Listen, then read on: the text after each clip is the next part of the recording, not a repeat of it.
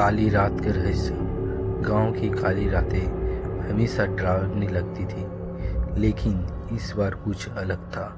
चांद के चारों ओर अजीब सा लाल घेरा था और हवाओं में अजीब सी सरसराहट हो रही थी। पूरी गांव में अंधेरा छाया हुआ था, क्योंकि अचानक बिजली गुल हो गई थी। रवि गांव की नौजवान अपने दोस्तों के साथ गांव के पुराने कुएं के पास बैठा था। ये कुआं कोई सालों से बंद पड़ा था, क्योंकि कहा जाता था कि वहाँ कुछ अनहोनी घट चुकी है। गांव में बुजुर्ग बताते थे कि रात के समय इस कुएं के पास जाना खतरे से खाली नहीं, लेकिन रवि को इन कहानियों पर यकीन नहीं था।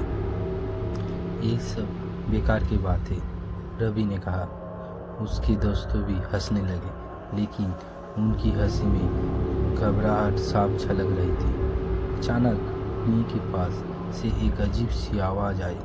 आवाज़ ऐसी थी जैसे किसी ने गहरी सांस ली हो। सबके चेहरे का रंग उड़ गया। रवि ने कहा, चलो देखते हैं क्या है। रवि ने अपनी टॉर्च जलाकर कुएं के अंदर झांका। कुएं के अंदर से गूंजती हुई आवाज़ आई, कौन है? सबके रोंगटे खड़े हो गए। ये कोई मजाक कर रहा है, रवि ने खुद को संभालते हुए कहा। लेकिन तभी कुएं में के अंदर से एक साया बाहर निकला।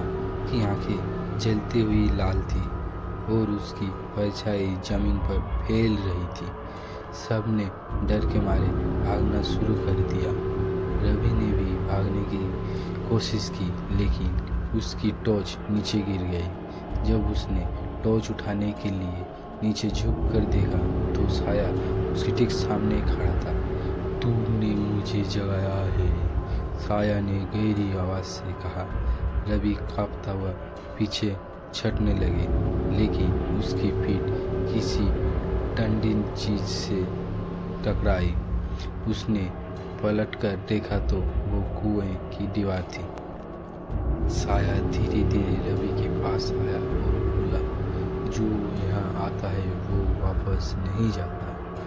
रवि ने पूरी ताकत से चिल्लाते हुए अपने दोस्तों को पुकारा, लेकिन कोई वापस नहीं आया। साया ने उसे अपने हाथ से छूते ही खींचकर कुएं के अंदर गिरा दिया। अगली सुबह रवि और उसके दोस्तों गायब थे। गांव वाले ने सिर्फ कुएं के पास गिरी हुई टॉर्च देखी। कुएं की कहानियाँ और डरावनी हो गई। लेकिन कुएं से फिर एक धीमी आवाज़ आई, कौन है अगला?